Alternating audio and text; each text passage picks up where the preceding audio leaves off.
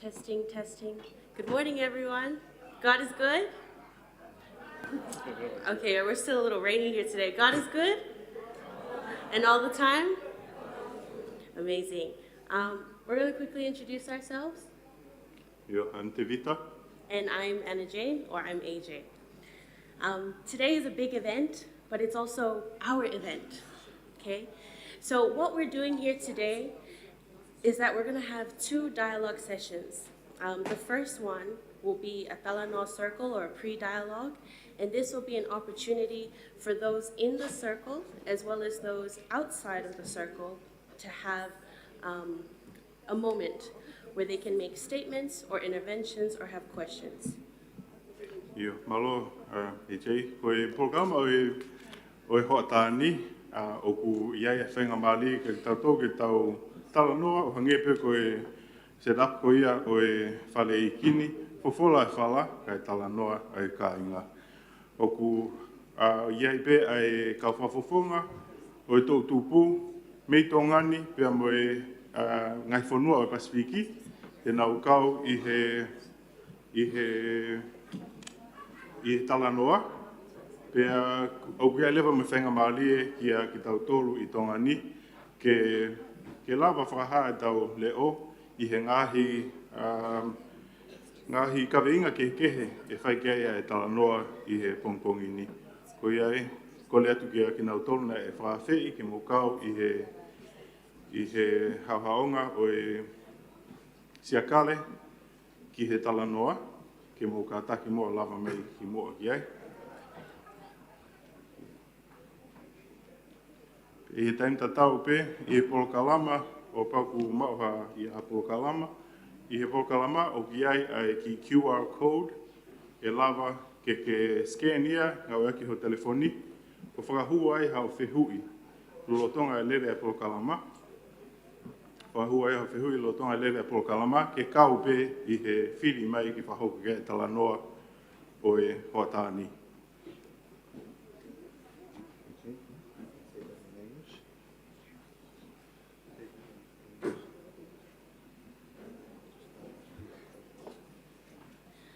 So if you have received a program, please flip through the program. There is a QR code. Now it's important that you scan this QR code because there is a survey. On question number 8, it asks you, what is a comment or a question that you want to pose during the dialogue? The reason why this is important is this. If you see the program, we only have 2 hours. But if you sit through the dialogue, we only have 45 minutes each. That's not enough for everyone. So please make sure you put your comments and your questions here for the 2 p.m. dialogue with the Secretary General for the United Nations. That way, our moderator, the speaker, will flip through the questions and comments, and if there's anything that's really important or filled a gap that we didn't press on, we'll read it out then.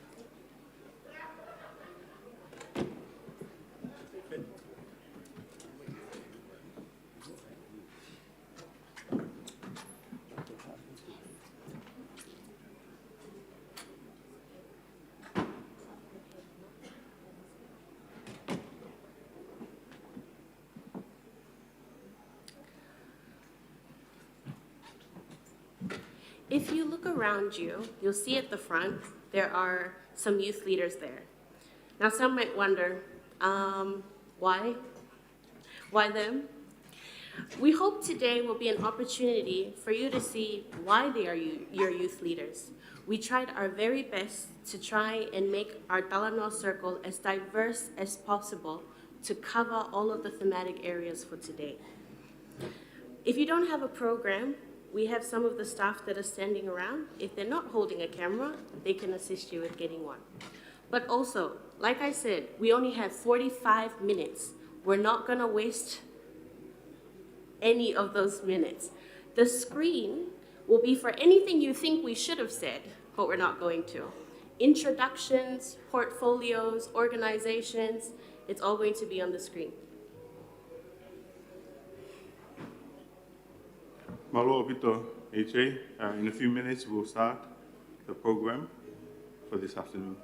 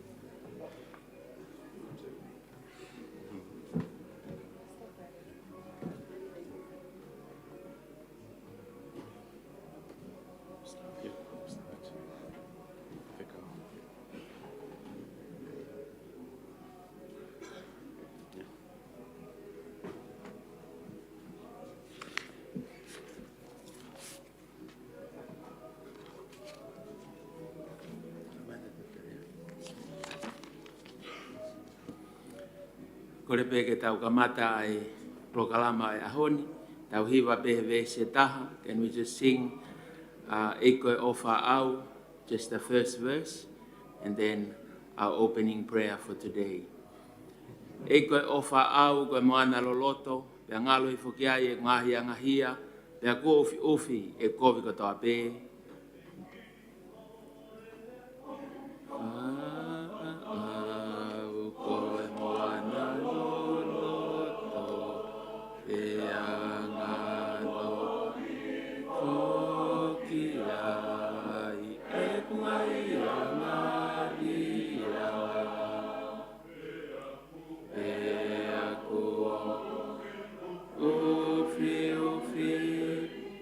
Eko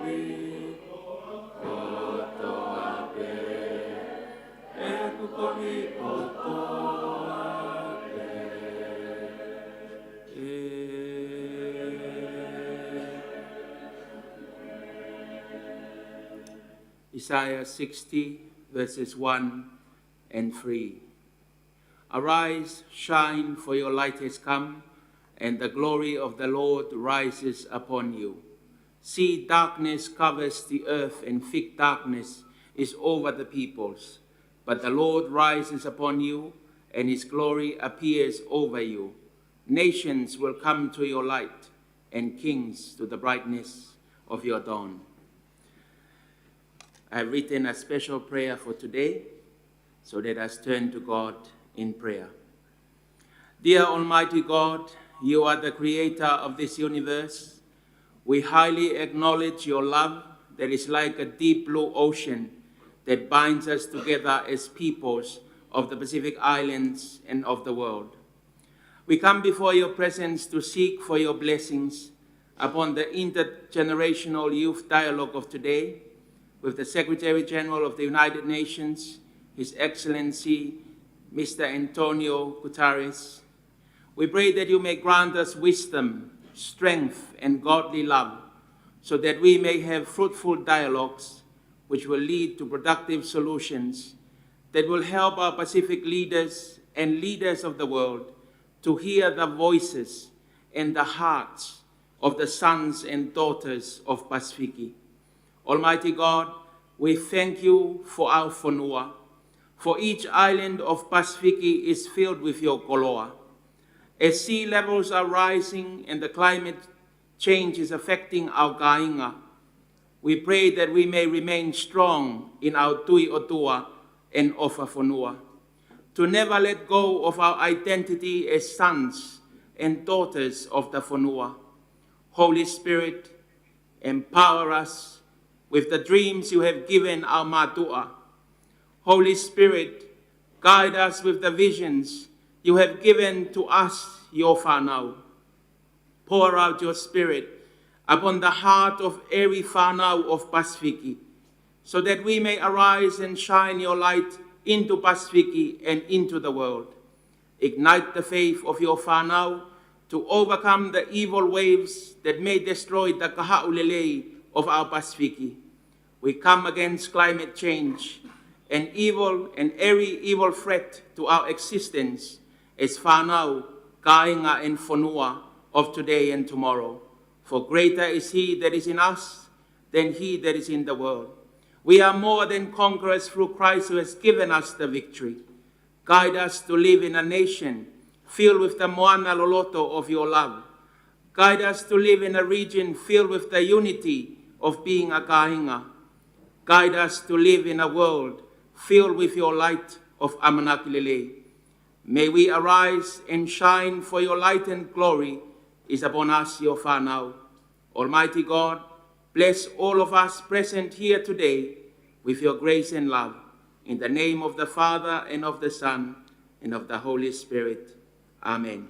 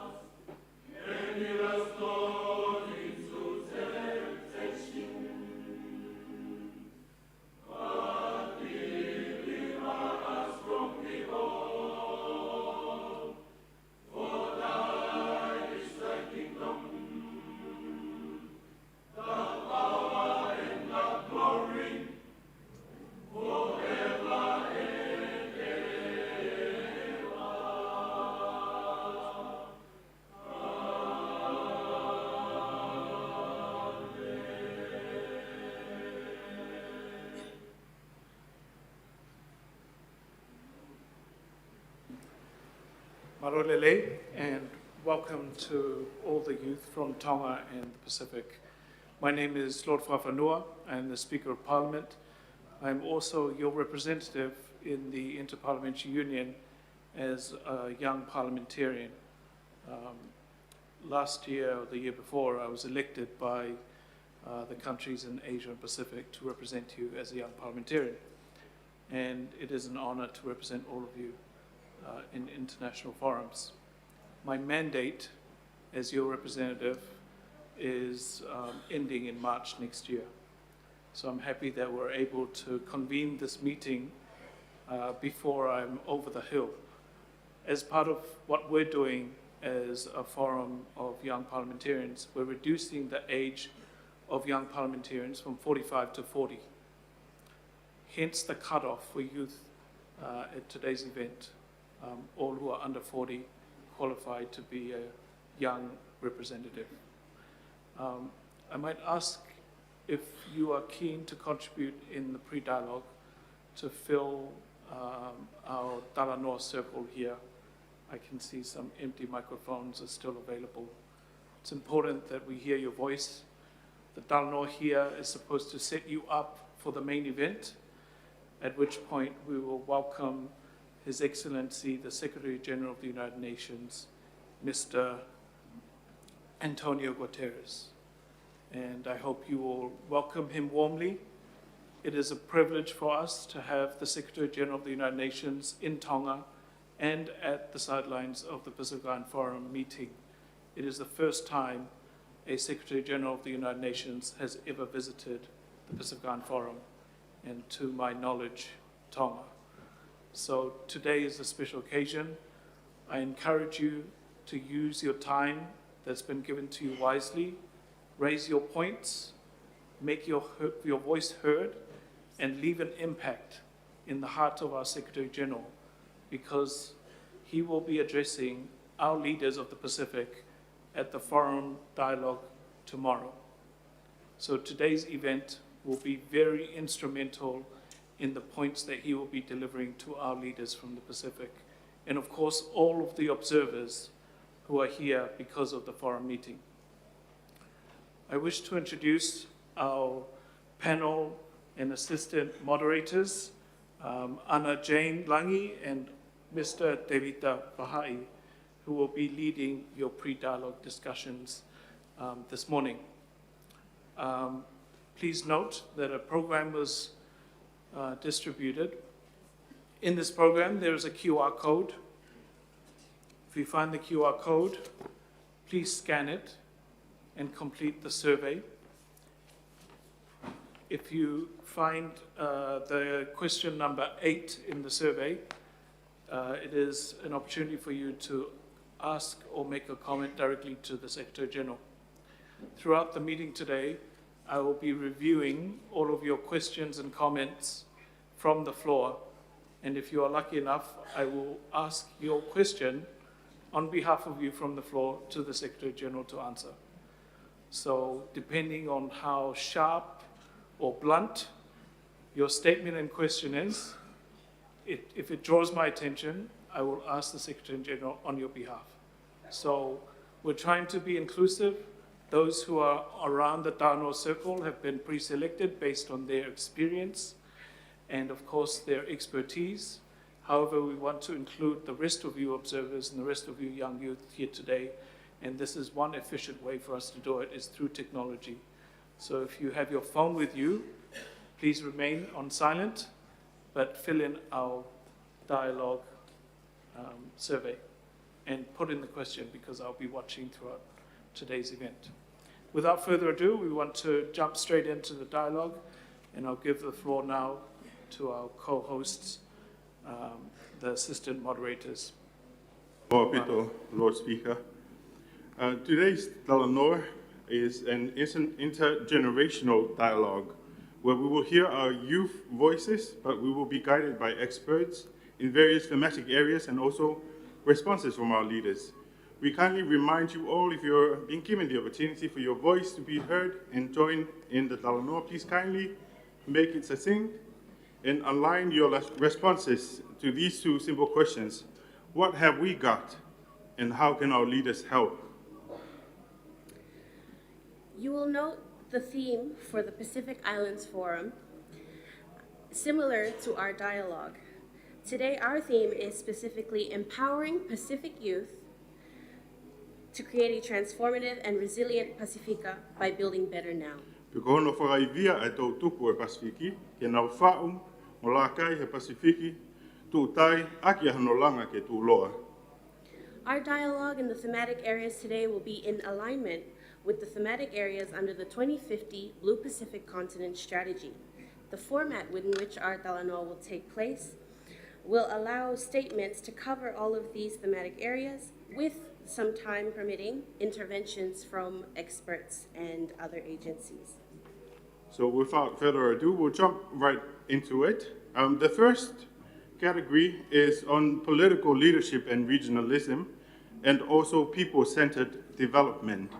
And we'll hear from some of the young voices from not just Tonga, but also from the region on their say with regards to this category. So may we invite our first speaker for today, Mr. Mahoney Mori.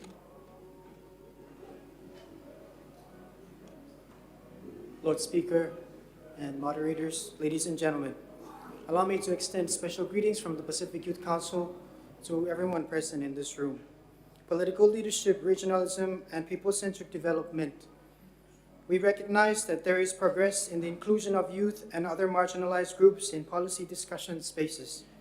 However, there remains the need to ensure consistent, effective flow of contribution from civil society organizations. We note that here in Tonga last week, PIPS, in collaboration with the Pacific Youth Council, have successfully organized the first ever PIPS-funded Pacific Youth Dialogue in collaboration with Tonga National Youth Organization, the civil societies of in Tonga.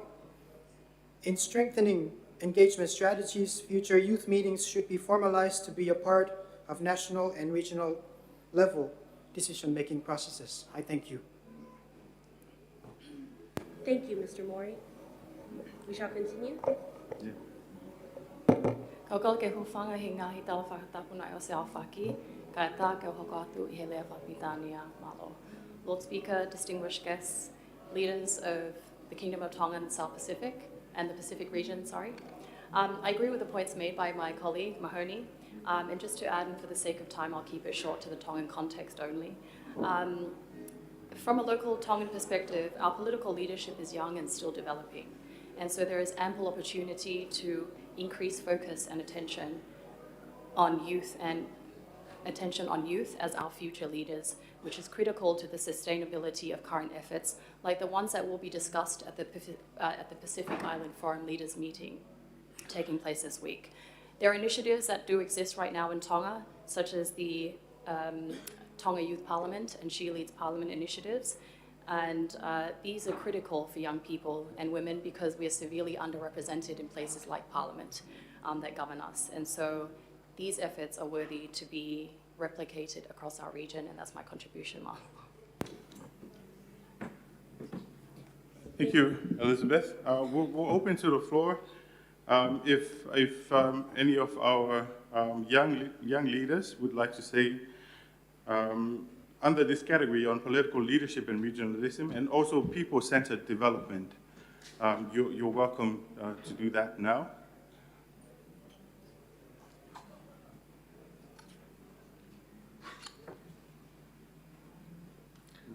When you're handed the mic, we kindly ask that you briefly introduce yourself and your organization. Malos.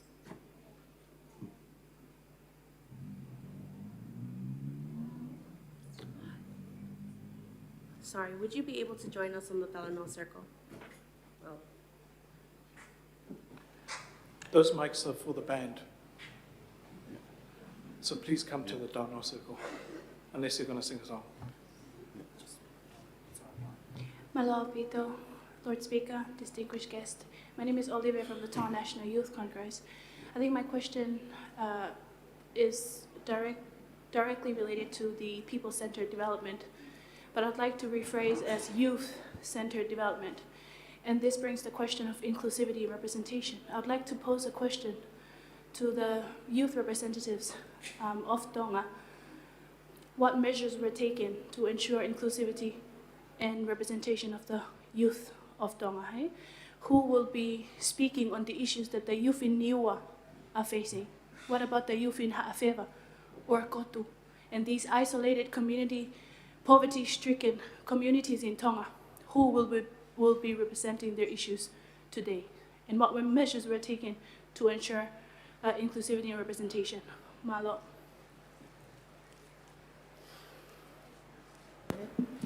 Thank you. I'd kindly like to ask Mr. Timote Lomo. Apologies. In your work that you do with church and community, you understand the importance of hearing the voices of those and representing the voices of those that are not here. Would you like to talk a little bit about your work and how that would reflect and possibly answer the question? Thank you for the opportunity. My name is Timote Lomo, and I'm here to represent the Civil Society Forum of Tonga, CSFT. And in answering the question, there is some issues of collecting and the data, and also the issues from those in isolated islands and isolated communities. That is one of the important work that we have been dealing with in the Civil Society Forum of Tonga, is getting the voices of not just the youth, but from all the youth sectors and all the youth communities. So in how we tackle this issue is to have outreaches, and not only having outreaches and coming back here into the main island, but outreach and empowering those in the isolated areas, in isolated communities, for them to carry on being the leaders and being the spokesperson for their communities and the youth in their islands. And it is a challenge due to resources and other issues, such as reaching out to them. Communication-wise, right now, our cable is down. So there are issues in resources and helping out those in the community areas. And we believe that working together with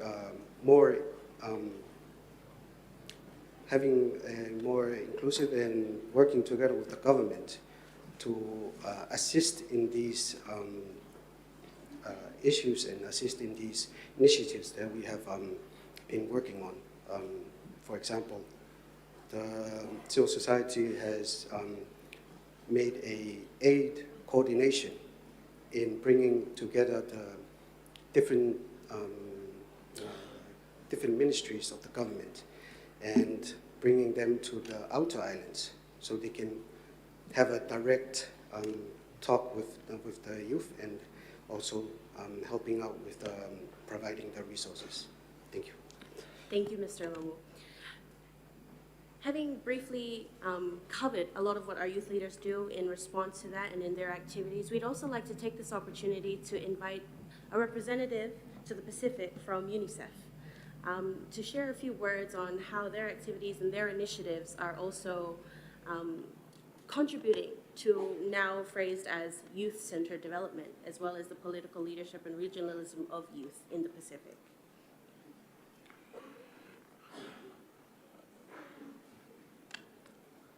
I believe we have Mr. Jonathan Beach, who's the UNICEF representative for the Pacific countries.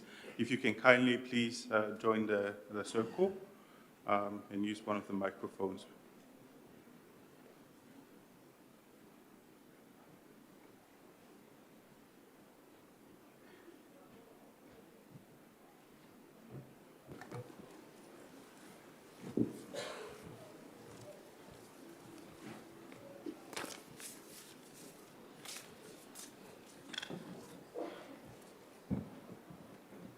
Lord Speaker of the Legislative Assembly of Tonga, Organising Committee, Pacific Youth.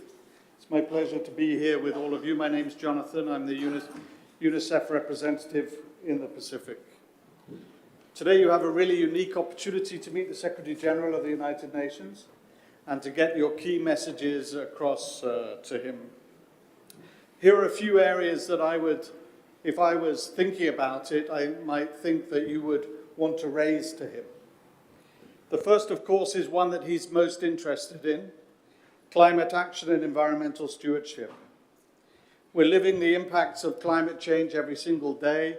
You could feel the earthquake just a little bit earlier today, but we're not just victims, we're also agents of change, and that message should come across. Your traditional knowledge, combined with modern science, can create powerful solutions. We need to push for more youth involvement in climate policies. We need climate resilient schools and investments, but we also need to take responsibility for our own environment. Inclusive economic opportunities. Finding good jobs is really hard.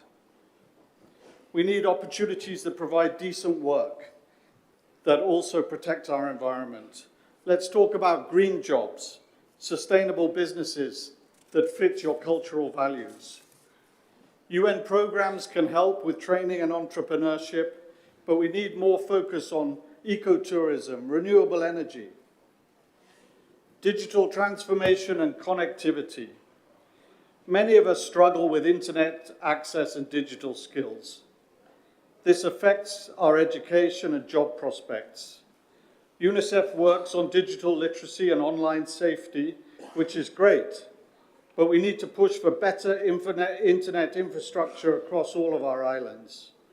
No one should be left behind in the digital age. There's absolutely no reason for it. Health and well-being. Mental health is a huge issue for many young people, especially with climate anxiety and other pressures. We need more youth-friendly health services that understand your needs.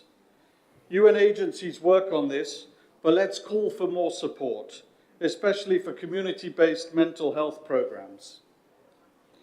Meaningful youth participation in decision-making. You deserve a real say in decisions that affect your future.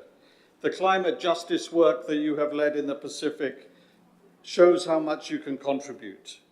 While we have support for youth councils and leadership programs, we need to make sure your voices are heard in all areas of policy making. And we need more young leaders, especially girls. Cultural preservation and intergenerational dialogue. Your Pacific identity is so important, but it faces many challenges. We need to protect traditions while also adapting to modern life. Let's talk about how we can bridge the gap between traditional wisdom and today's issues, keeping your culture strong and relevant. As you prepare to talk to the Secretary General, let's think about how we can use your unique perspectives as Pacific youth to drive change. You are resilient, innovative, and deeply connected to your islands. Your voices matter in achieving sustainable development and in making the 2050 Blue Pacific strategy become a reality. Thank you very much. Malo. Malo pito Mr. Jonathan Ridge. We'll also hear from Mr. Yori Kato, who is the UNFPA Director for the Pacific and representative in Fiji. If he can elaborate more on what UNFPA is doing on that space, on political leadership and regionalism, as well as people-centered development. Thank you, Mr. Kato. Lord Speaker, distinguished organizers and participants, and dear representatives of the young people of Tonga and from across the Pacific. Malo Lele, again, my name is Yori Kato, and it's a great honor for me to be here in the beautiful kingdom of Tonga, representing the United Nations Population Fund, UNFPA, alongside my beloved UN colleague, Mr. Jonathan Beach, UNICEF Director. I extend my deepest gratitude to the Legislative Assembly of Tonga, led by the visionary Lord Speaker Whanua, for your unwavering commitment to empowering the youth in Tonga and beyond in the Pacific region. Today's question: how can the young people in the Pacific can benefit from the sustainable development process? And on the other hand, how can you, the young people of the Pacific, can contribute to it? I'd like just to focus on two key elements. One, demographics, and two, health and education. One, more than half of the total population of the 14 Pacific countries that UNICEF and UNFPA serve are below 25 years of age. But you have the brimming future of a huge potential. But this potential needs to be carefully cultivated and harnessed to truly reap the demographic dividends. First, the government needs to make sure that these many young people are healthy, educated, employed, and financially secure with enough savings to sustain your life even after retirement. Therefore, understanding the population dynamics must be put at the core of the national and local development planning, budgeting, and financing, because it will inform you how many hospitals you need to create, how many schools you need, how many more bridges and roads you need, and where you need those, and how many more jobs you have to create for them. In this connection, we cannot ignore the ongoing trend of increasing outgoing migration for many of the Pacific countries, including Tonga. And we may need to delve deeper into the reasons why the people, especially the young and the professionals, are leaving the country. And also, we may also want to know what would motivate, incentivize them to consider coming back. Two, as was highlighted this morning by the Honorable Prime Minister of Tonga and also the Secretary General of the PIPS, health and education are the two most important cornerstones of the people-centered development, which is the topic of today. If and only when young people have access to knowledge, skills, and youth-friendly services, including on sexual and reproductive health, young people can make truly informed choices, build both physical and mental resilience, and contribute meaningfully to your communities. UNFPA takes immense pride supporting Pacific member states, including yours, in rolling out what you call the family life education programs in and out of school. This family life education enhances your chances of success in your life by enhancing your skills to reduce unintended pregnancies among teenagers, reducing sexually transmitted infection, including HIV, reducing the... May I ask you to please sum up your Sure. comments, please? We need to give the floor to the youth so they can respond to your comments. Thank you so much, Lord Speaker. So the life skills are going to be very important elements for you to navigate your very challenging transition from the childhood to adulthood. And UNFPA, working with other agencies like UNICEF, are going to do everything controlled to support the transition so that you can make a meaningful contribution to the sustainable development of your countries. Thank you so much. Thank you, Mr. Yorikato. Again, for the sake of time, but also in linkage to what was just spoken to before, I would like to ask Mr. Joshua Veikune to continue on the topic of climate and the importance of linking that information. Afterwards, we'll switch into health with Dr. Joseph Takai and linking the importance of living healthy, raising the issue and the rising concern of drugs. And then afterwards, we will move to a representative from the police to speak on how they're handling that. Kindly asking if you can fit it within a minute or two, Malo. Yes, thank you for the opportunity. Linking it with climate, and again, very briefly, in consideration of the time, youth advocacy is something very important that goes without saying, of course. Why is it important? Those with the most to lose in this climate crisis are youth and future generations. It's that simple. That is why your voices matter. It's a matter of who is going to stick around long enough for the worst to happen if nothing is done. Hence why your voices as youth, whether you are a high school student, university student, primary student, your concerns must be heard by government, and that's a demand that you must make. That's what ourselves as youth leaders, whether in government, non-governmental, civil society, you must make your voices heard because your concerns take paramount. You get to inherit what world people today leave behind. So, very briefly, back to you, AJ. Apologies. For the sake of time, we will continue to a police representative on the importance of that, how those numbers also contribute to fighting rising concerns like illicit drugs. Mahalo, Pito. With illicit drugs, it's something that's been a topical issue at the moment, but it's very much so involving with the youth as well.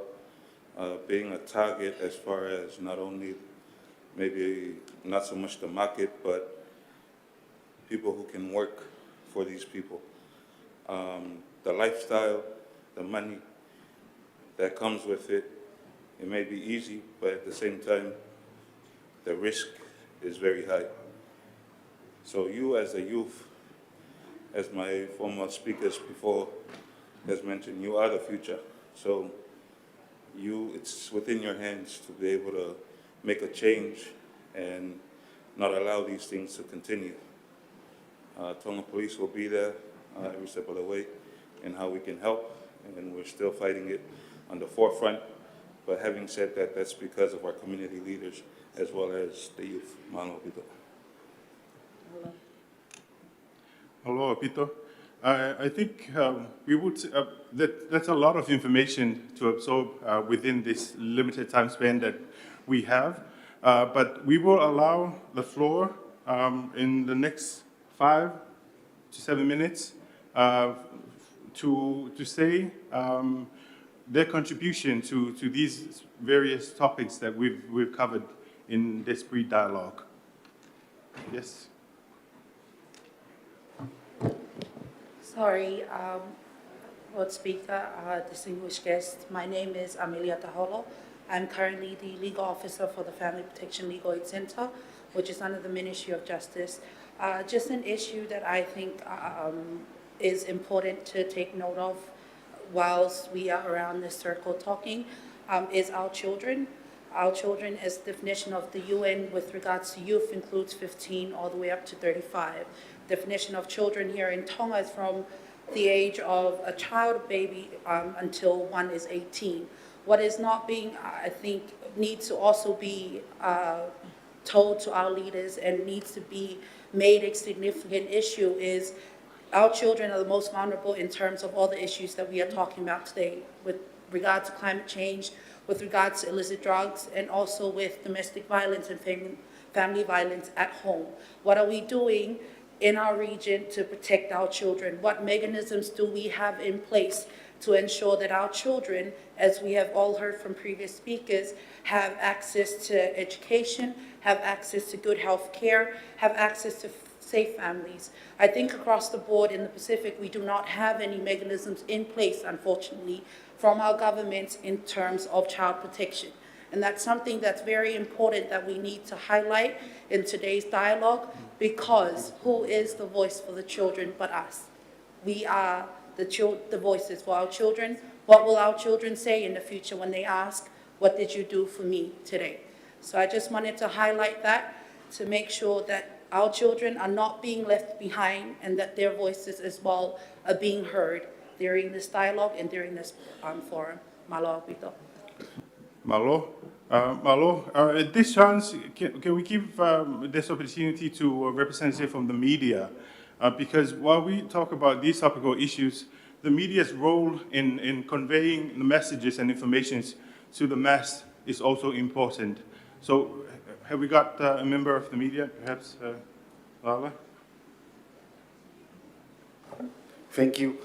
I think when it comes to messages from the youth, I know the media sometimes uh, does not relate to the public, because sometimes the voices of the youth are always overlooked. But I think the main thing for today is what would be the collective message that you guys have for the UN Secretary General, for him to be able to take it to the PIF meeting. So there's a lot of messages coming out of this Talanoa, but I think the important one is to see what would be the collective one, and the most important one for the youth, for the Secretary General. Malo. Malo, malo Pitolala. We'll pause for a second to welcome our distinguished guests.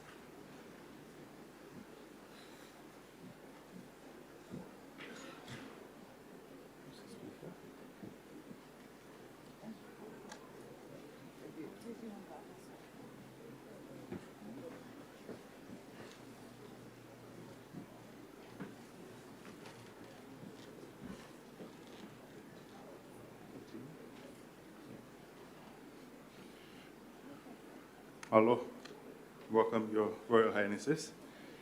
We'll continue our dialogue for the next 5 minutes prior to the UN Secretary General joining us. We've covered most of the thematic areas in the 2050 Pacific Blueprint, Blue Pacific, and we haven't covered the topic around health. If we could give this chance to Dr. Joseph Takai.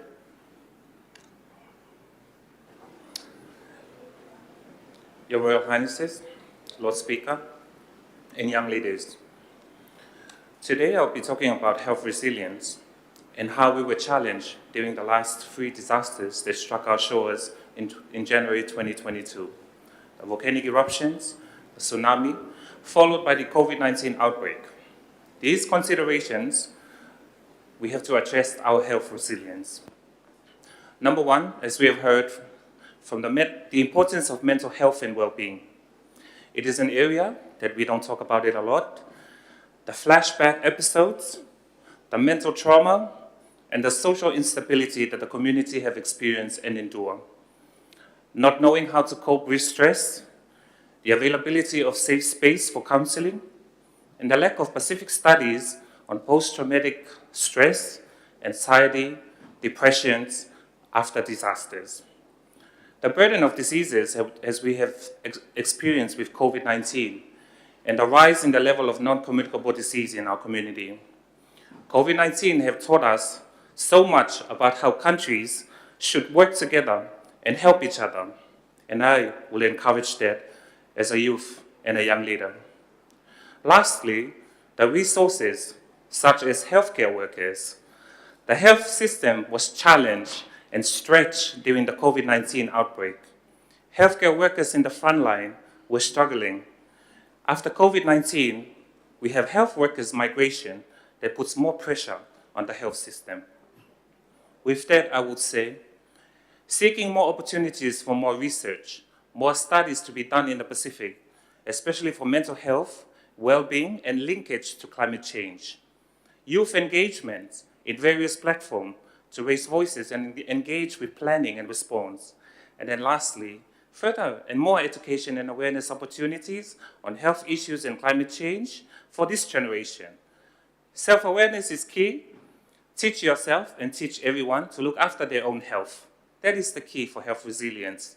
At the end of the day, health is everyone's responsibility. Malo Pito. Malo Pito, Dr. Joe, for highlighting the importance of health in our discussion for today. We will allow the floor to our participants from the Pacific Islands. If you would like to interject and intervene on some of the topics that we've already covered in our discussion today, before we hear from one last youth voice before we prepare for the actual dialogue. Our brothers and sisters from the Pacific. Yes, go. Your Royal Highnesses, Lord Speaker, everyone, in the interest of time, I'd like to make a humble request to all UN agencies in the Pacific to maybe reform their funding mechanisms to simplify access from youth organizations to be able to implement the wonderful sentiments that have been delivered on the floor. I thank you. Thank you, Mahoney. Anna? Your Highnesses, Lord Speaker, I believe that all the issues we heard this morning, we need a representative from the youth in Parliament. I believe my unique experience as a former candidate in the last general election offer a valuable perspective to this Assembly. One of the common misconceptions I encountered during my campaign was the belief that I was too young to serve. I'm 39 years old. I'm eager to discuss how we can challenge this outdated mindset and create a more inclusive political environment. Malo. Malo, Anna? Your Royal Highnesses, Lord Speaker, distinguished guests, I'm taking this opportunity.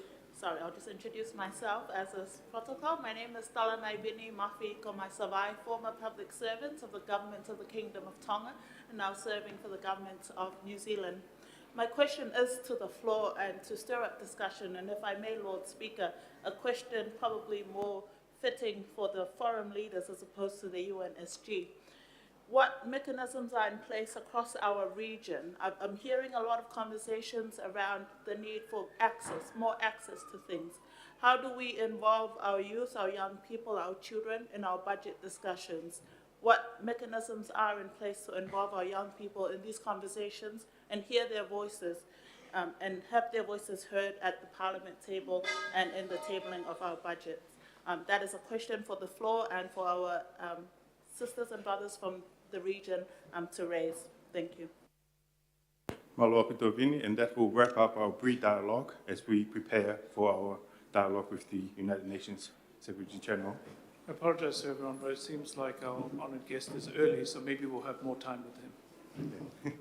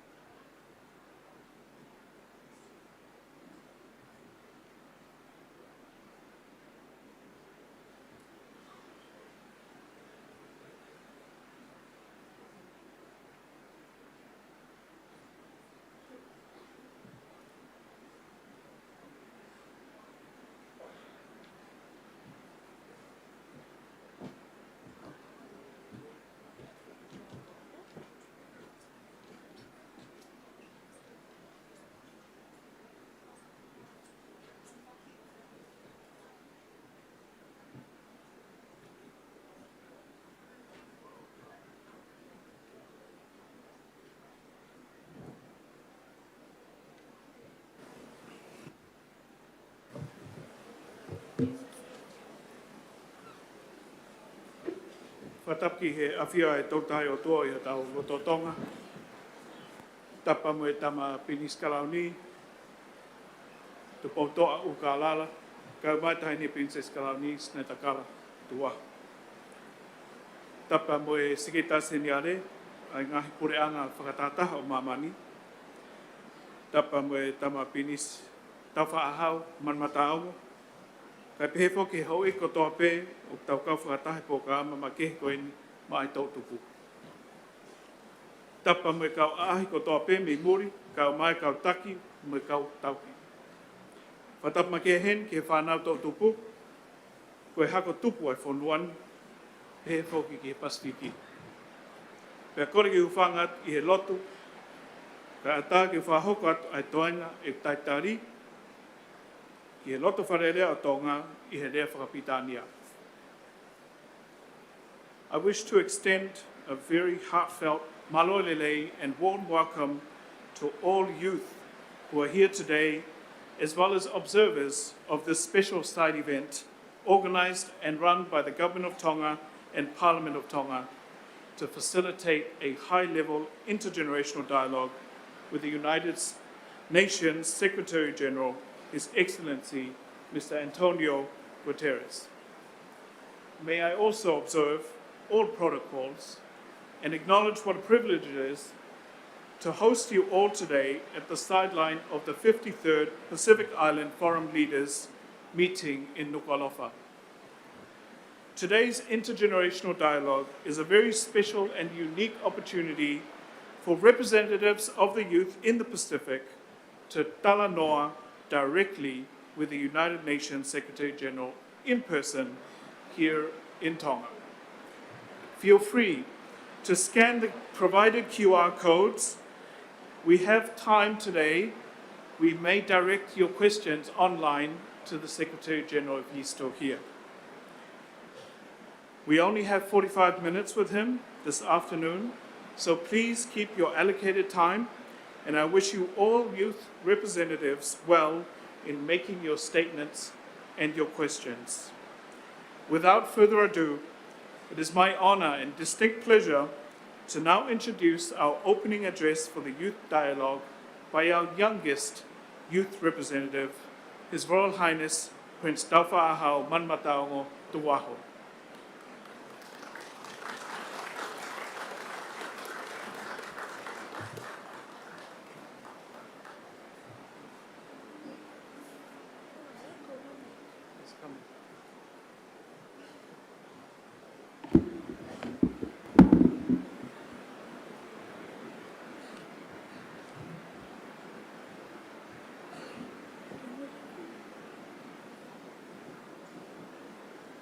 Dear future, I hope you get to read this letter from the past. I hope it finds you surrounded by blue oceans. I hope you still have whales and fish and reefs. I hope you value our shores and allow it to teach you the secrets of our forefathers and mothers. I hope the trees are still green and the weather is kind, and that famine and drought do not burden you for too long. I think I can see you in the future, wrapped in the stories of our people, like how we survived the pandemic, volcanic eruption, tsunami, sea level rising, mass extinctions, and famine. The stories of resilience has shaped you, our future. Where I hope your youth are seen for the leaders you can be today, and not just tomorrow. The world must have changed, and our people too. You would have balanced technology and tradition. You will be taking a lead beside our brothers and sisters in the Pacific as one people. Even though you will continue to face challenges, we see you bringing transformative solutions. I hope our society is stronger because our leaders of today decided to build better now. Our mana was here before us, and it will remain here long after you. We promise to keep overcoming challenges and praying over the blue Pacific we will pass on to you. This is our hope for you, year 2050. Ofatu, Ofaho.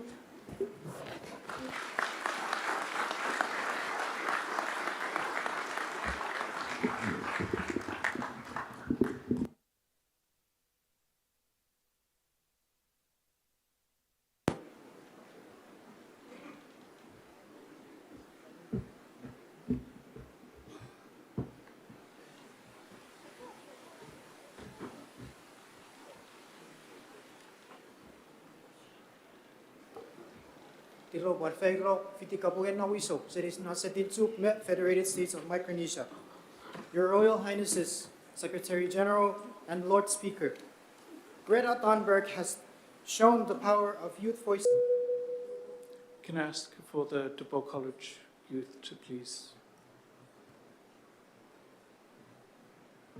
My apologies.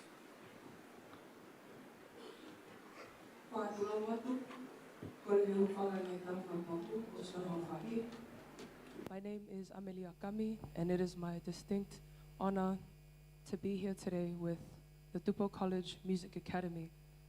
Today we will be performing an item, a song titled Rooted, that I wrote for an anti-logging campaign back in 2018 in the Oro province of Papua New Guinea.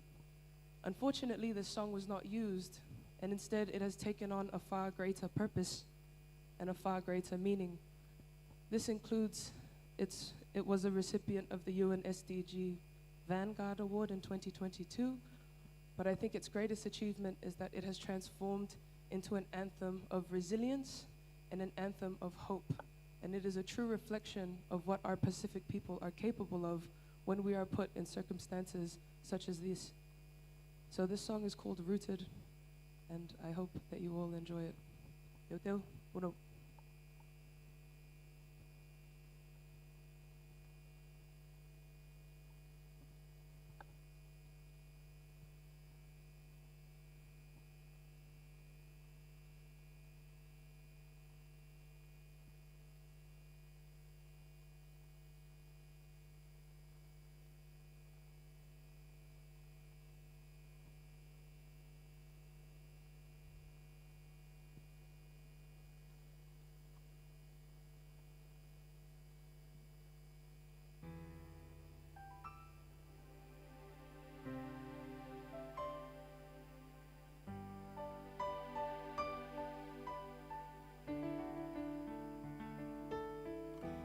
Once pristine, once untouched, once pure, all of that's no longer there anymore.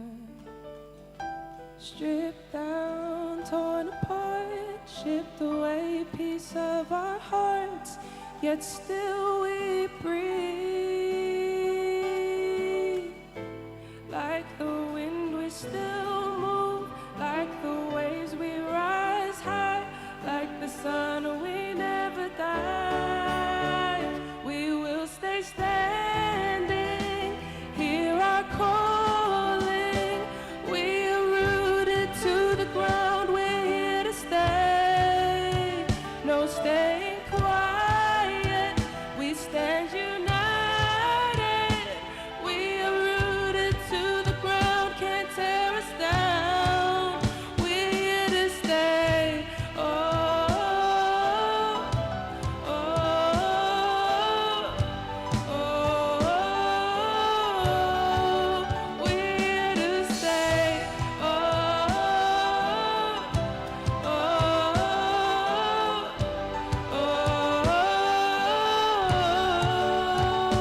there is hope, there is strength, there is power, there is change in you and I, in you and I. There is hope, there is strength, there is power, there is change in you and I, in you and I. Like the wind we still move, like the waves we rise high, like the sun we never die. Like the wind we still move, like the waves we rise high, like the sun, we never die. Like the wind, we still move. Like the waves, we rise high. Like the sun, we never die. We are standing, hear our calling.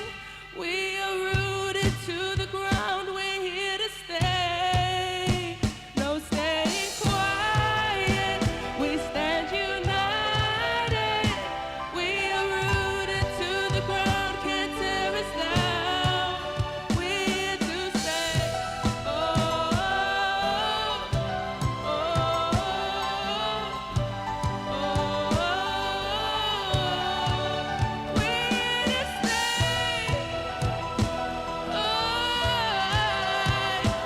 here to stay. We're here to stay.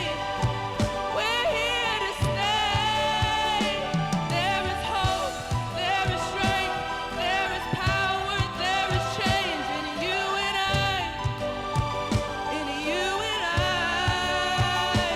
There is hope, there is strength, there is power, there is change in you and I.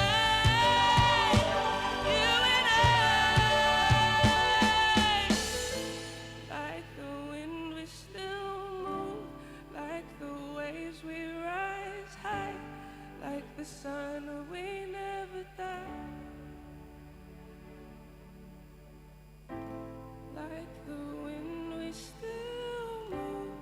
Like the waves, we rise high. Like the sun, we never die.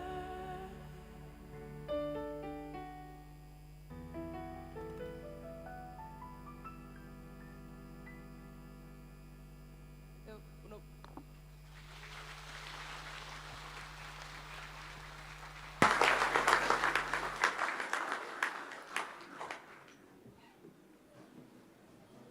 I now have the privilege of asking His Excellency Mr. Antonio Guterres to please make a statement to the youth of the Pacific.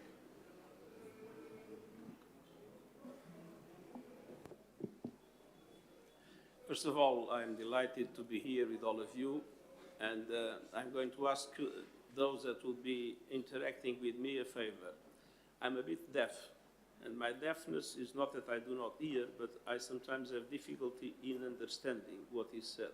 So I'm going to ask you to speak slowly because of the reverberation of the sound system. But you want me to say something to open the debate? Well, my visit to Tonga and my presence in the Pacific Island Forum has a very clear message of solidarity. Solidarity with the Pacific Islands, because the Pacific Islands are in the convergence of different factors of dramatic inequality that we have today in the world. First of all, Pacific Islands do not have any impact on climate change. The emissions that we have are very small. Climate change is not caused by the Pacific Islands. But the Pacific Islands are in the first line of the negative impacts of climate change. And this is an enormous injustice. And one thing that is very clear in my presence here is to be able to say loud and clear from the Pacific Islands to the big emitters, and let's be clear, the big emitters are the G20 countries. The G20 countries represent 80% of the emissions. To say loud and clear to the big emitters that it is totally unacceptable to go on with the devastating impacts that climate change already has, to go on increasing emissions. To tell from here in the Pacific to the big emitters that it's absolutely essential to phase out fossil fuels. Fossil fuels represent 85% of the emissions. To tell big emitters that it's absolutely necessary to reverse through their different economic processes to reverse the present trends and to start decreasing dramatically emissions during this decade. Emissions have still grown last year.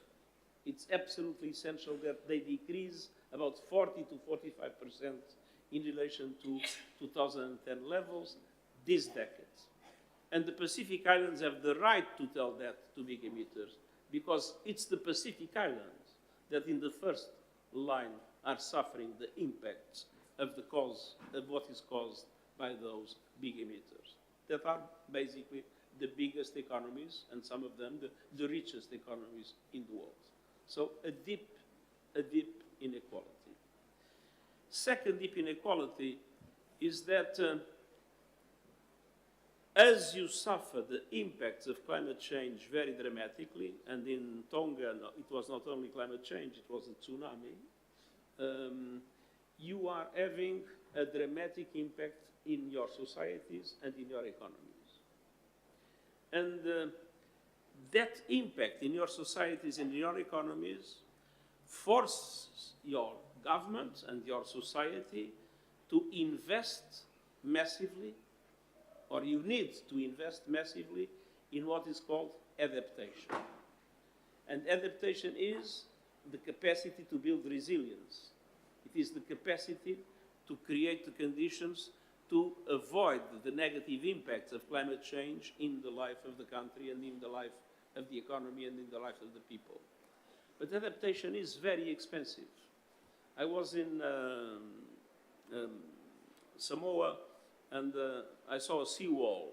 That seawall had been built 3 times in the last 20 years. Adaptation requires a huge investment. And at the same time, the impact of climate change has a very negative effect in your economies.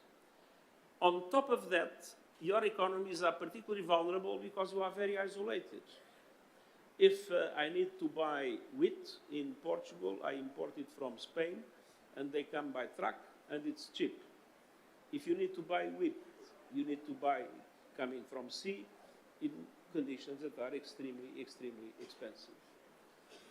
When I came here from Samoa, but I didn't fly from Samoa to Tonga. I fly from Samoa to Auckland and from Auckland to Tonga. So the structural conditions for the economy of the Pacific Islands are extremely unfavorable to the Pacific Island countries. And so the Pacific Island countries need to be able to invest in adaptation, but to be able to invest simultaneously in education, in health, in all the other aspects that are vital for our society, for your societies, you need massive financial support. But the way the international financial system has been built is largely a system that was created after the Second World War. It was created by rich countries, and it essentially takes into account the interests of rich countries. And I'll give you an example. My country, Portugal, is in the European Union. We have a ratio of debt to GDP that is double than yours, but we have interest rates that are less than half of yours, because the system is created in such a way that tends to benefit the richest countries. And so we come here also to say clearly that we need reforms in the international financial system, that we need to capitalize the multilateral development banks for them to have much more resources to support developing countries, that we need to change the business model of those multilateral institutions in order to be able to make sure that they are able to attract private finance to support developing countries, giving guarantees and other forms of support. To tell that the special drawing rights, that is money created out of nothing, that is generated and is distributed according to the quotas of the IMF, which means they go essentially for the rich countries, that many of them need to be redistributed and redistributed in a way that benefits the developing countries. And if they are redistributed through multilateral development banks, they are multiplied. If they are through the IMF, they just is $1 on dollar. So a lot of reforms are necessary in order to be able to correct injustices and inequalities and to provide to the Pacific countries the financial resources they need to be able to respond to the dramatic impacts of climate change and also to be able to respond to the needs of its population and to the implementation of sustainable development goals. So my presence here is a presence of solidarity, but it is also to join my voice to your voice when you claim that it is needed to stop this suicide of the planet, to join my voice to your voice saying that adaptation needs to be much more supported in relation to the present situation because you are suffering dramatically the impacts, and to join my voice to your voice to say that we need justice and equity in the way the international financial system works, because today it works in the benefit of the rich and it needs to work in the benefit of the countries that have more need, and namely that are victims of the activities of the richest countries, namely with the emissions in relation to climate change. So this is not a diplomatic visit of simple courtoisie. This is a visit to express my deep solidarity to Tonga and to the other Pacific islands in a situation in which there is an enormous injustice and an enormous inequality in the way you are treated by today's global economy and by today's global institutions, including the United Nations. The Security Council of the United Nations is a representation that represents the world after the Second World War and not the world of today. And that is the reason why we see that it's not really doing much in order to solve the several crises that we have around the world. Time to adjust our institutions to today's world, and that is the reason we are going to have a summit of the future in September, and I hope that the voice of Tonga will be very strong, claiming for more justice, more equity in today's world. Please give a hand for the Secretary General.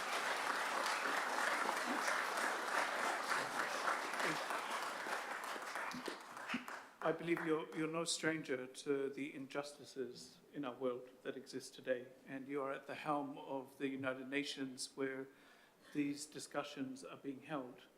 And we are optimistic to the future of the global structure, given the opportunity that the future holds in your debates that are coming in October.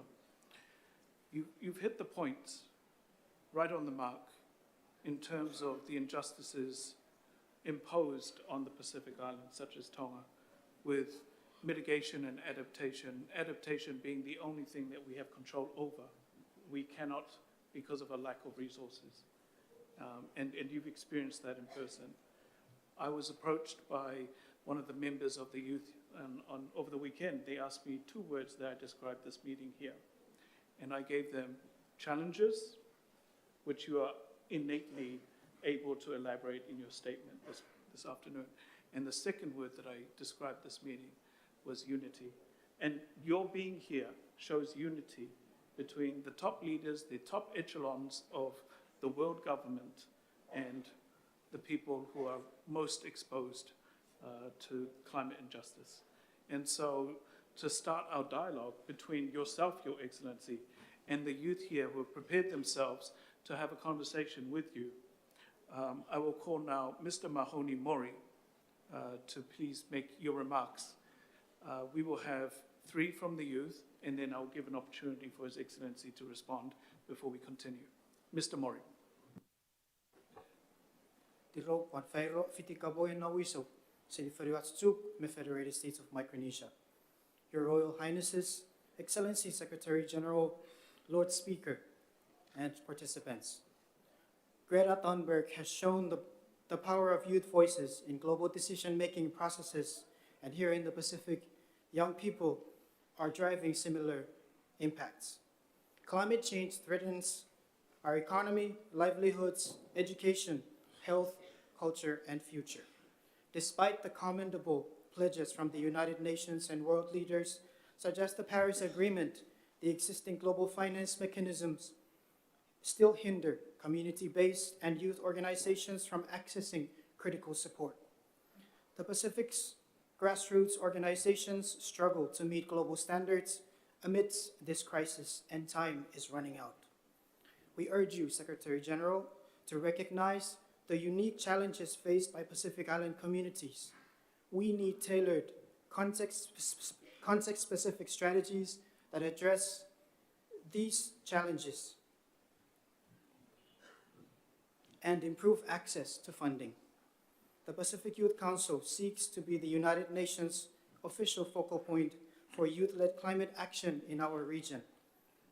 By engaging with us, you will help ensure that our voices are heard, that our needs are met, and our future is secured. For if not us, then who? And if not now, then when? Thank you. Mr. Siosua Veikune from Tonga.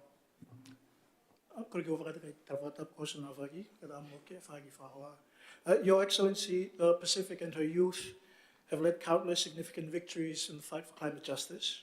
It was the demand for the 1.5-degree limit in the Paris Agreement, stands alongside Global South countries demanding for the operationalization of a loss and damage fund, and the campaign to seek an advisory opinion from the International Court of Justice regarding state responsibility with regards to climate change and human rights. These are Pacific initiatives. These are Pacific solutions.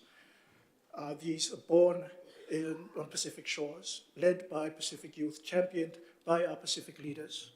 And this is indicative of two things: that the Pacific has an absolute refusal to be a passive observer of the climate crisis. Second to that, that the ability of youth to advocate for its rights is paramount importance to the foundation and bedrock of climate justice. Despite a lack of resources... Sorry, can you repeat the two things slowly? Because first... First, an absolute refusal by the Pacific to be a passive observer to the climate justice, to the climate crisis. And second to that is that the ability of youth to advocate for their rights is the bedrock for these initiatives, for these solutions to be made successful. The youth, of the youth? Yes. And despite a lack of resources and an overwhelming amount of obstacles and bureaucracy, Pacific youth will and have proven to be able to rise to the occasion because they stand to lose the most. Your Excellency, you are in a unique position to encourage for the participation of states in the advisory proceeding and remind them of their responsibility, nay, their obligation to youth and future generations. Ensuring the ICJAO's success requires governments to collaborate with its youth, collaborate with its civil society organizations, and solidify our legacy as a legacy of resolution and collaboration. And our representative from Tuvalu, Ms. Eliala. Access to Green Climate Fund has always been mired in complex bureaucratic red tape, often delaying in the critical climate financing our homes so desperately need. The Green Climate Fund was intended to be our lifeline in the fight against climate change. Instead, it has become a tangle of bureaucracy, leaving our most vulnerable communities to fend for themselves. In response, we are taking matters into our own hands. The Pacific is establishing the Pacific Resilient Facility, our own lifeline, specifically tailored to meet our unique needs. We now call on the United Nations and the global community to step up and invest in this vital initiative. To build better now is crucial to secure the resources necessary to protect our homes, our cultures, and our future. This is not charity. This is climate justice and transformative resilience in action. So I kindly ask, if not us, then who? If not now, then when? Whawhetai lasi. Your Excellency's response. Well, there are several questions that I believe I had covered in my initial intervention, but there are others that are new. First, the role of youth. In my experience of, I have 75 years old, so I've been around for some time. And when I was relatively young, I can tell you that the politicians of my country and the international institutions wouldn't care a damn about what the youth would think. There was complete neglect in relation to the role of the youth in society. Then, at a certain moment, politicians at national level and institutions at global level understood that it was probably better to try to convince the youth of a certain number of things. And so, for the first time, they started to talk to the youth. But to talk to the youth, they were not very interested in knowing exactly what the youth would think. But then, as time went on, and as young people have demonstrated enormous capacity in their movements, you remember May 78 and many other moments, politicians understood that they needed to find a way to simultaneously talk to the youth, but also to listen to the youth. And a lot of instruments for auscultation of young people were created at national level and at international level. The problem is that many times the voice of the youth was heard, but the impact on the reality was low.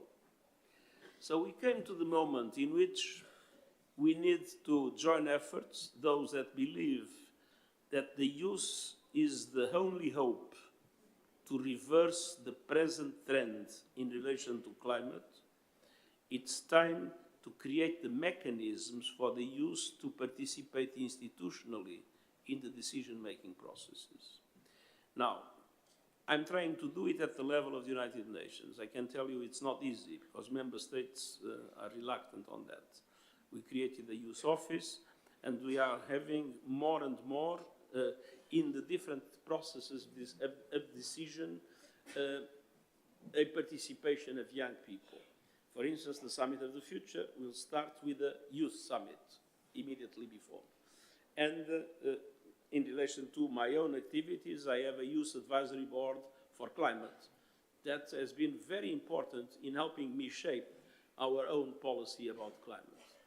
And what I believe is very important is for young people to fight for not only to have a chance to be heard, but to participate institutionally in decision-making processes at different levels of society, at national and global level. And I will be an ally in relation to that.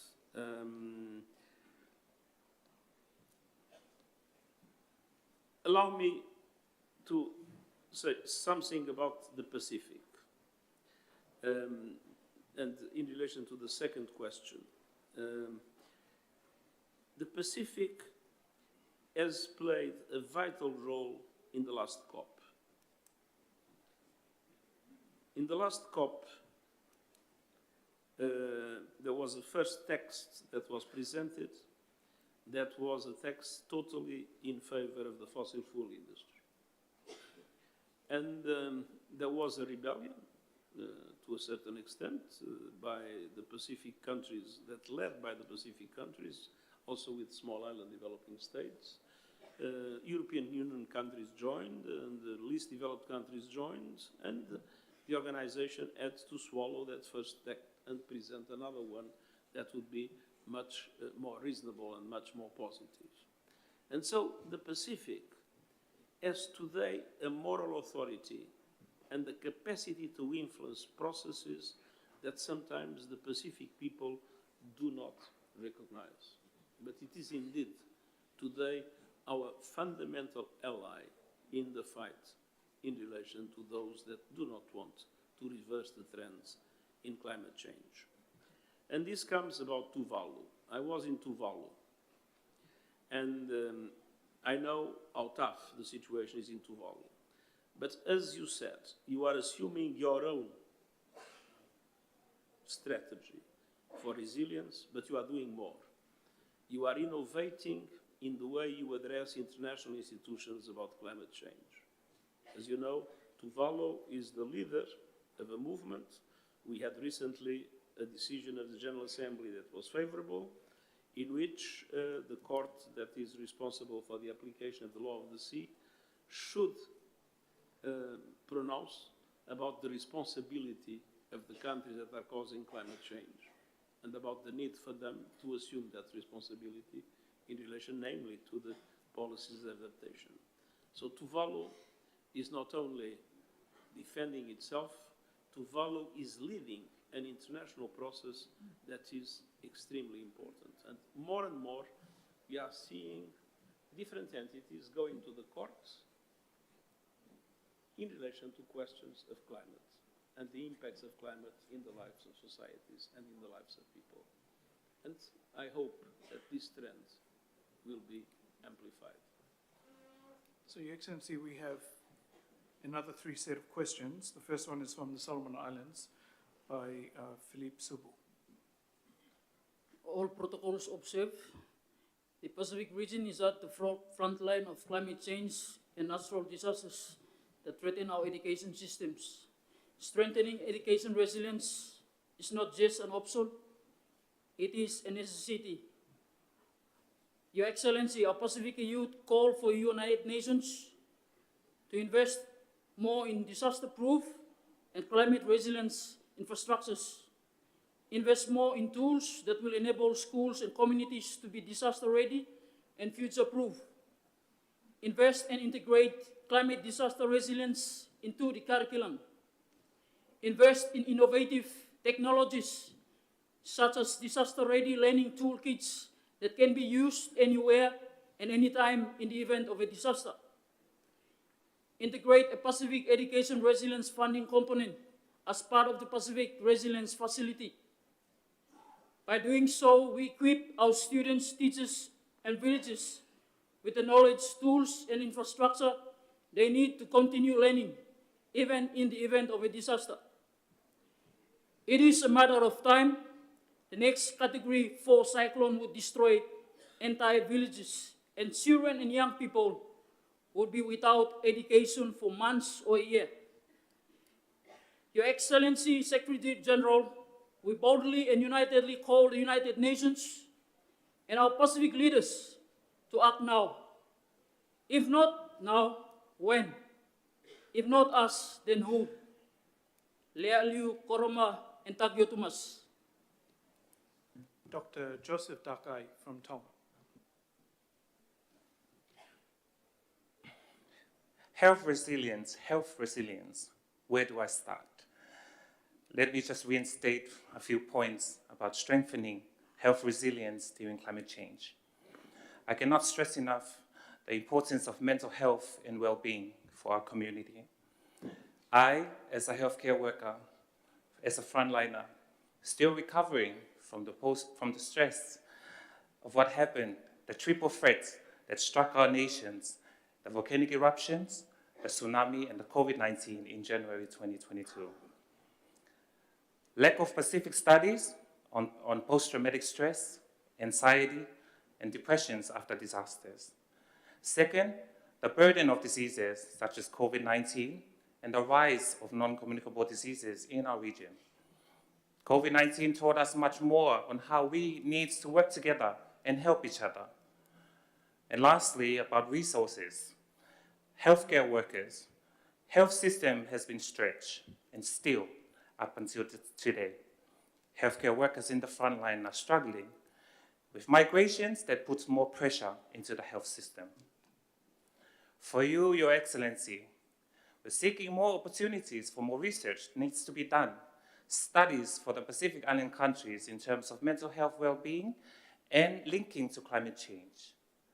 As youth engagement, such as One Health approach, can bring youth together, negotiating strategies to make sure that we are better during the next pandemic. What does this mean to all of us for the next generation? We need to be aware of what's happening around us, because you and I will be responsible for responding to the future health emergencies. Malo apito. Ms. Miliana from Fiji. Your Excellency, Bulvinaka, our children are growing up malnourished, their lives irreversibly altered as our crops fail and our water sources run dry. There are countless reports on this, But where is the solution? We acknowledge your statement made at the opening of our Pacific Leaders meeting earlier today, echoing your support for the capitalization of the Pacific Resilience Facility. As leaders of now, going into tomorrow, we urge you to use your leadership as Secretary General of the United Nations and global advocacy to cut through the red tape of bureaucracy that continues to delay our access to loss and damage funds. This will ensure that global commitments are made tangible, intentional, and meaningful. Your Excellency, we are here for our families out there who are out seeking water as we speak, even though it's raining heavily here in Nuku'alofa. Some of our families in the Pacific are boiling seawater as we gather here and waiting for it to settle so that it may become drinkable. Others are hiking up the mountains to get fresh water for drinking, only to return with barely enough. And some of our families are unsure about where their next meal comes from. Your Excellency, this isn't just about money. It's about life and death. And so, if not now, then when? Malo. You may respond, Your Excellency, to those three statements. Well, the first is very simple. You asked about several things the UN could do. My answer is yes. It should do better, it should do more, and I'm totally determined to make it happen. So you made very adequate suggestions and proposals. Second, mental health. I think mental health is the poor member of the family of health policies everywhere. And I think that is terrible. I believe the biggest cause of suffering in the world is depression.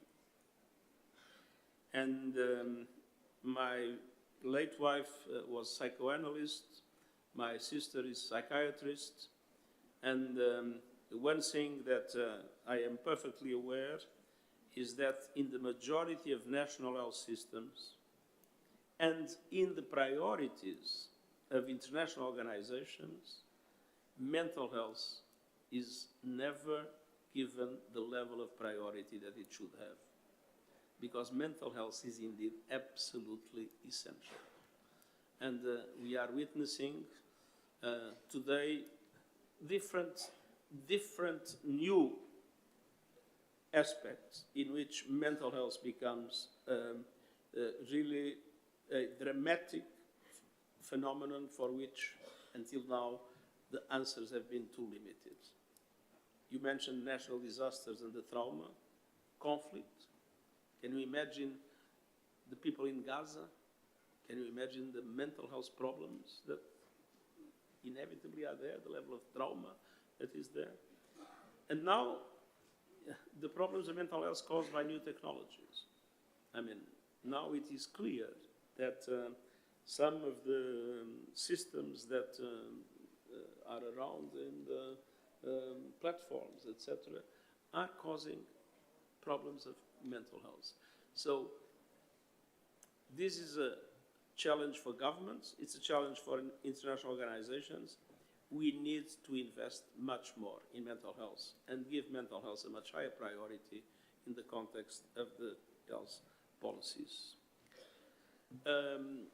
I fully support the resilience facility, and I agreed today that there would be a side event on the resilience facility in our summit in New York, and that I would be ready to co-convene a pledging conference in order to make sure that the resilience facility gets the minimum amount that is necessary to make it effective.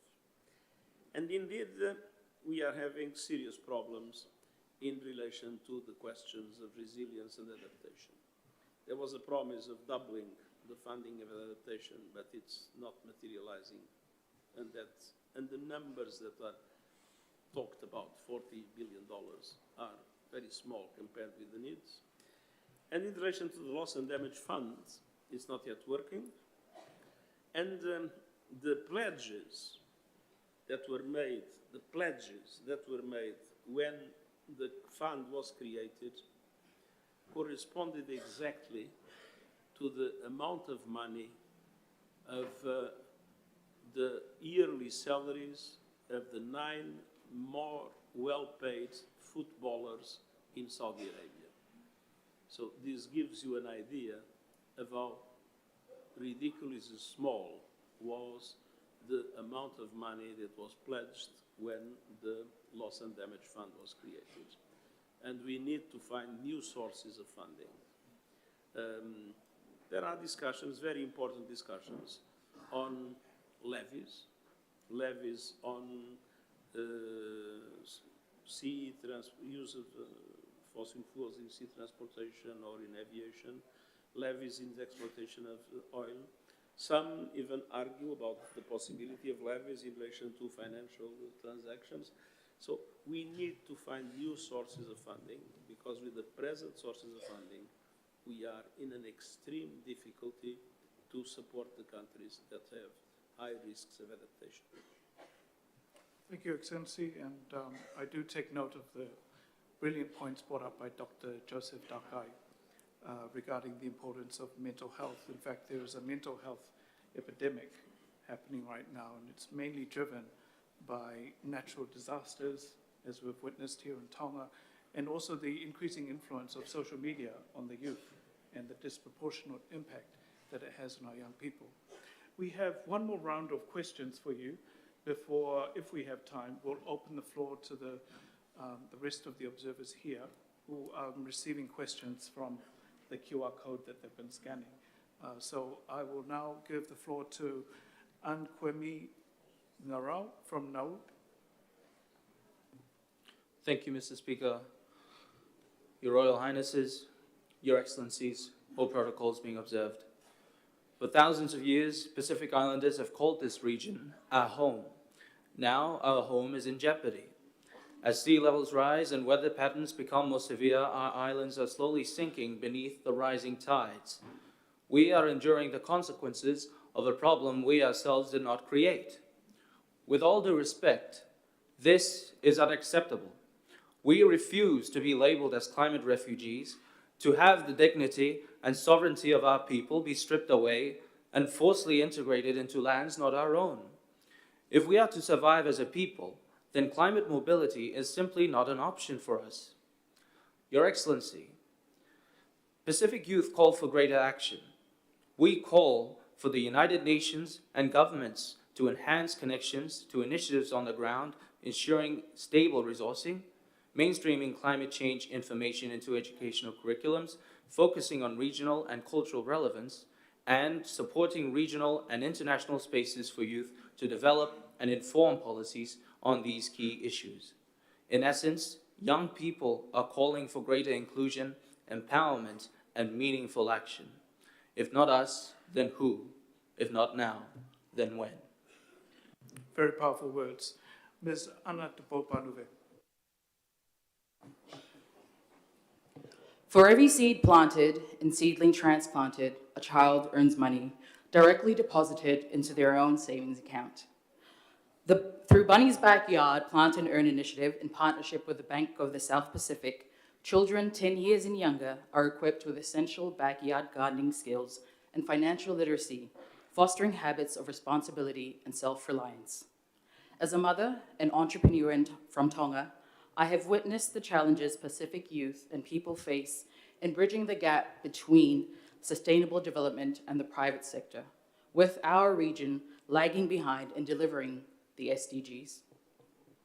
After 7 years as an economist with the National Reserve Bank of Tonga, I left and unintentionally founded Bunny's Backyard with my daughter, Wakana.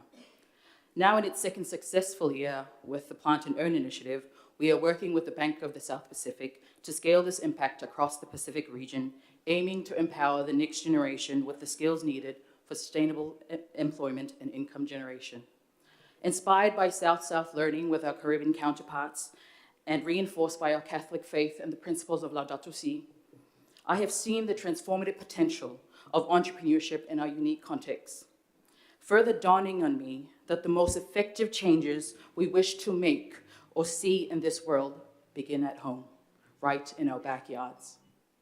However, overcrowded public sectors and financial literacy limit our progress. My question to you, Your Excellency, is how can the UN support entrepreneurship in ways that complement rather than compete with our public sectors, ensuring that youth see this as a viable path to sustainable development? Thank you. Ms. Selu Kauvaka. In 2022, Tonga faced the Hunga Tonga Hunga Ha'apai eruption, and there was silence. We were disconnected from the world. But technology reconnected us and enabled us to rebuild. But true resilience goes beyond recovery. It's about transformation. To build a transformative, resilient Pasifiki, we must invest in smart technology like early warning systems, climate-smart agriculture, driving innovation tailored to our Pacific needs. We must ensure that every community, from remote islands to towns, stays connected. By integrating technology into our climate strategies, we safeguard our kāinga, our people, while paving the way for a sustainable, secure future. This is our moment to lead, not just to adapt, but to actively shape. Our young people must be at the forefront, be innovative, adaptable, cyber-safe, and cyber-resilient. We must empower our children, women, elderly, and vulnerable groups to be a part of this journey. We can create a Pasifiki that not only survives, but thrives in the face of challenges. Your Excellency, the United Nations and our Pacific leaders need to make this a priority, a reality. If not now, then when? Malo apito. Ms. Elizabeth Kite. Acknowledging all protocols, hundreds of young Pacific people, including their Royal Highnesses, have gathered here in person, and hundreds more have joined us virtually today. This significant turnout underscores our collective commitment for meaningful dialogue and action, and is a powerful, actually, demonstration of how young Pacific people are stepping up as important partners for climate action and sustainable development. We are ready and we're determined for progress now. We're driven by the urgent need to secure a safe and viable future, a fundamental human right that is being violated by climate change. Our chance to make a difference is slipping away fast. Secretary General, we deeply appreciate your presence today, but we urge you to create more meaningful opportunities at the United Nations for young Pacific people to engage as genuine partners in shaping our future institutionally, and to take decisive action against those who perpetuate harm on us. We don't need these changes in the next 5, 10, 20 years. We need change now. Your Excellency. First, sea level rise.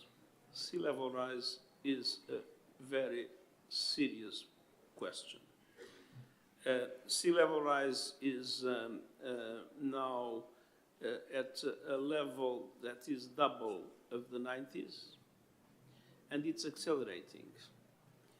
And this acceleration means that even with 1.5 degrees, we will have very dramatic problems in coastal areas around the world, including in small island developing states, but not only small island developing states. There are big cities in the world that are at high risk. New York, Shanghai, Bangkok, Lagos, and even a city like the one where we are living has high risks of flooding of large part of the city because of sea level rise in, a few decades. This acceleration is particularly serious in the Pacific. Sea level rise since historic levels is estimated to go in general around 10 centimeters. In the Pacific, it's higher.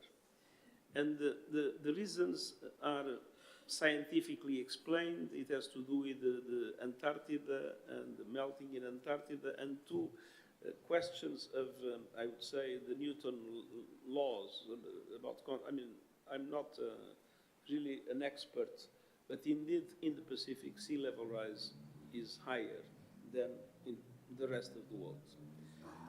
And this is something that needs to be addressed in a radical way and needs to be addressed by making sure that we do not go above the 1.5 degrees.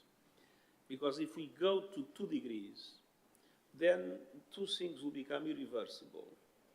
It will be the melting of, even if it will take an enormous amount of time, but it will be the melting of Greenland and the melting of West Antarctica. So we are facing dramatic challenges in sea level rise, and this must be an absolute priority. It is the priority of our action. I will be making a press conference tomorrow on sea level rise and present 2 new reports on sea level rise, one of the World Meteorological Organization and the other of my own office. We will have a special session of the General Assembly on sea level rise in September, and we consider this an absolutely crucial question. And obviously, sea level rise has an implication, which is the absolutely vital increase of investment in adaptation in coastal areas, and particularly in islands like those that have lower, atolls. But even in islands that are mountain islands, we are seeing, because most of the people are at the coast, and I've seen villages transplanted in Fiji, I've seen villages transplanted in Samoa, so this is something that is really must be an absolute priority for us all. And we are totally committed to do a huge campaign centered on sea level rise to make those that are decision makers, namely in relation to the big economies that are big polluters, that we must stay within the 1.5 level. And even with that, sea level rise is a problem that will become more serious in the years to come. Now, how to get the money for the interesting projects that you mentioned, that's what I discussed in the beginning. You need to transform the way the international financial system works. And I believe that that transformation is possible.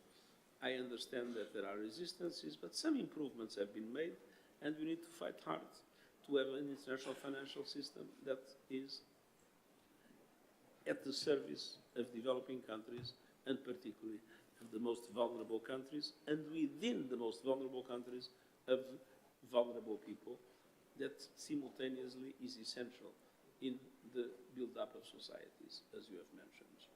And on top of that, there is a serious, for us, priority on gender equality and gender parity, and I'm proud to say that we have today in the United Nations, in our 170 top leaders, half women, half men, and in the resident coordinators, we have a man here, but there is still a few remaining, but we have also full parity in the resident coordinators across the world, and it's essential. The question of having more and more women in decision-making processes is absolutely crucial, even for climate change. I fully agree that this is not only a question to adapt it's a question of transformation. But the transformation requires serious political decisions and requires serious resources. And so this is an area that we are very much interested in discussing. It's different from area to area, from country to country. It's different also at the level of international organizations, but I fully agree.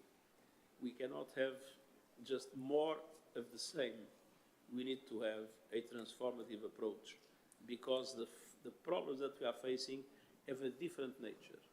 Climate change is different from any problem that we had in the past. The impact of artificial intelligence is different from any problem that we had in the past. And so we need to have transformational strategies at the level of each country and at the level of international organizations, and we need to look and to invent and to innovate and to invest our capacity on that. And we are far from doing it enough. Sorry.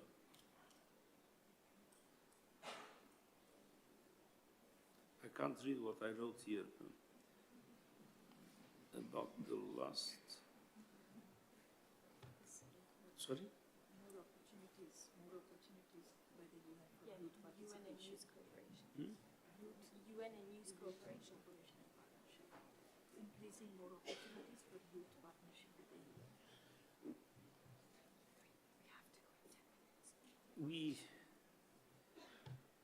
This is an area where we are investing seriously. After a big discussion, and it took time, we now have a youth office whose objective is to make sure that in all processes of the UN, there is a mechanism of involving the young people. We have several youth advisory bodies, and we are trying to convince member states to have young people's strong participation in decision-making processes, even if an intergovernmental organization, decisions in the end are of member states. But the participation in the process to be structured and organized and accepted. So this is an area that is a great priority for us. And we are moving. We are really moving. Your Excellency, we have so many burning questions here. And in fact, one just came in from Adelaide, Samoa.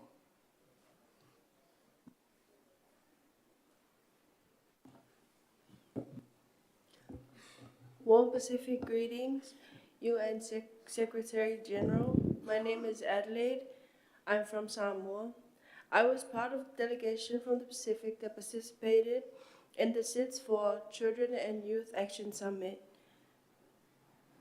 And it was indeed a pleasure to see you in Antigua and Barbuda during the main conference, where the youth representative spoke in the opening ceremony to acknowledge the leaders' commitment and support.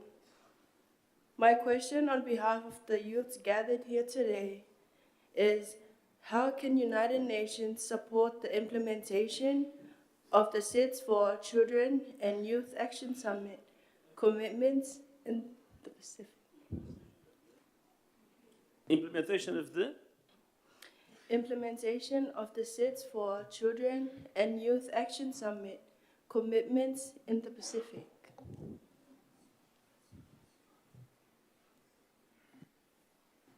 Thank you.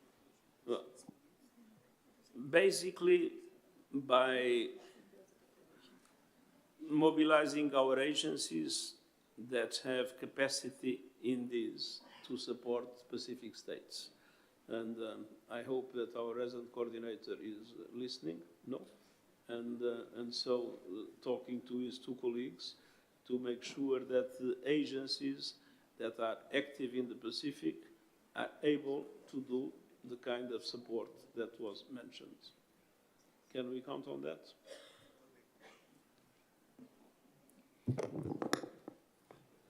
He said absolutely. He said absolutely.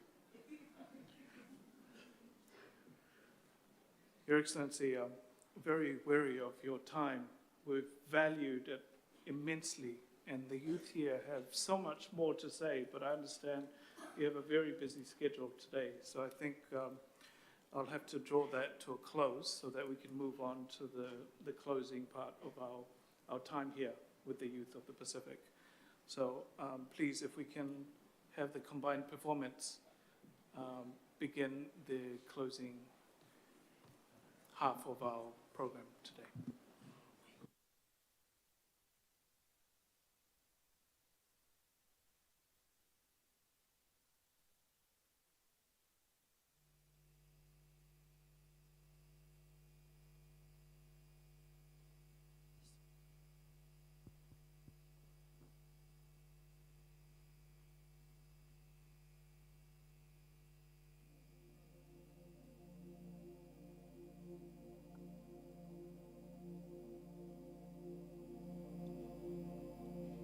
This is my island in the sun, where my people have toiled since time begun.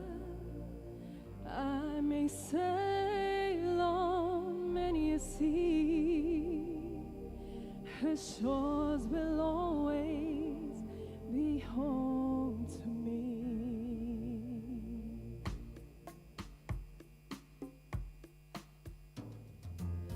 This is my island in the sun, where my people have toiled since time begun.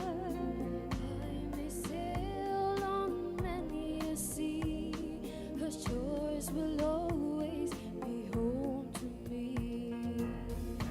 Oh, island in the sun, built to me by my father's hand. All my days I will sing in praise of your forest waters, your shining sand.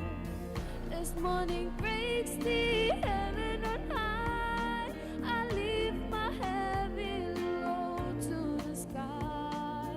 Sun comes down, if it burn me close, think of my sweat with the earth below.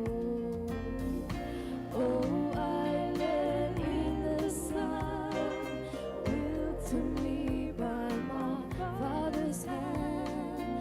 All my days I will sing in praise of your forest waters, your shining sand. I see women on bended knee, preparing food for her family. I see men at the waterside, casting nets at the surging tide. Oh, island in the sun, built to me by my father's hand. All my days I will sing in praise of your forest waters, your shining sand. I hope the day will never come when I can't awake to the sound of drums. Let me ride blue ocean waves, whispering Pacific songs. Oh, island in the sun, built to me by my father's hand. All my days I will sing in praise of your forest waters, your shining sand. Oh, island in the sun, built to me by my father's hand. Oh, all my days I will sing in praise of your forest waters, your shining sand.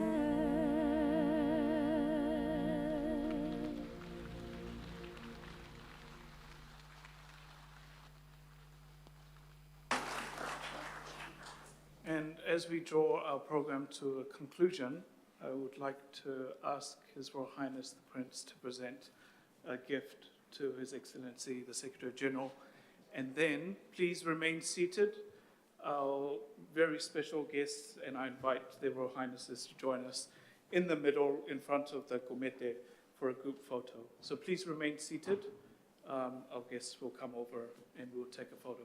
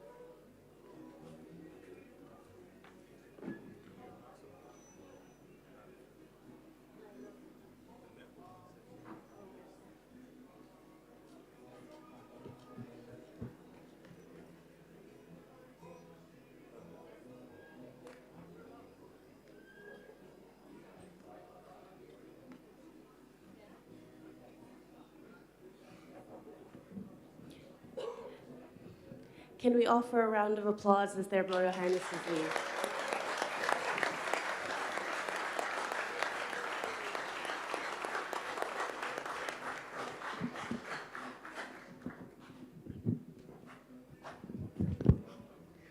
And finally, shall we have 3 cheers for the completion of our program? Hip hip, hip hip, hip hip. Can you all, on one count, say Pasifiki? 1, 2, 3. Pasifiki. Thank you, Pastor Bensi Manitonga, as well as our representatives that have joined us today. Please feel free to stay. We have a networking mocktail, not cocktail, mocktail after this, so you can hear the band outside. Our hope is that you come this way and walk through our little exhibition and our tents outside. Malo apito.